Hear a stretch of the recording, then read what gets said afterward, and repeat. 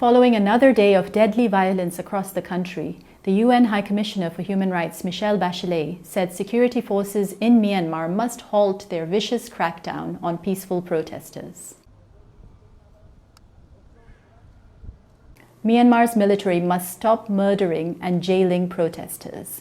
It is utterly abhorrent that security forces are firing live ammunition against peaceful protesters across the country. We are also appalled at the documented attacks against emergency medical staff and ambulances that are attempting to provide care to those who have been injured.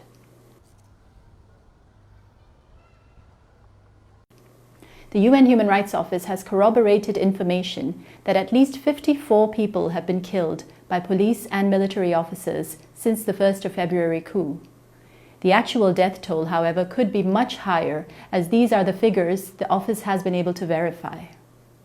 Of the 54 cases, at least 30 people were killed in Yangon, Mandalay, Sagaing, Magway, and Mon by security forces on Wednesday alone. Another person was documented to have been killed on Tuesday, and 18 people on Sunday, and 5 prior to that. It is difficult to establish how many people have suffered injuries, but credible information indicates at a minimum that hundreds have been wounded during protests.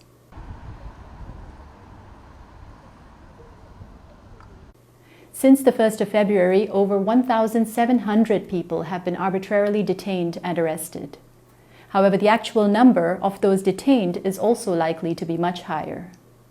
In many instances, soldiers and police are reported to be conducting door-to-door searches and detaining people. The family of one community leader in Yangon said that he had not been heard from since he was taken by soldiers from his home in the middle of the night on the 1st of February. UN human rights staff have received numerous similar accounts.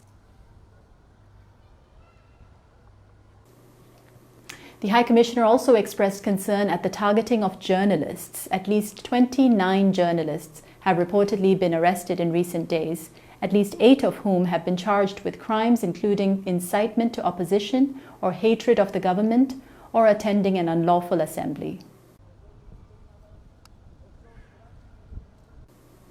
The High Commissioner urges all those with information and influence, including Myanmar officials who are now joining the civil disobedience movement, to support international efforts to hold military leaders accountable for the serious human rights violations that have been committed, both now and in the past. This is the moment to turn the tables towards justice and to end the military stranglehold over democracy in Myanmar.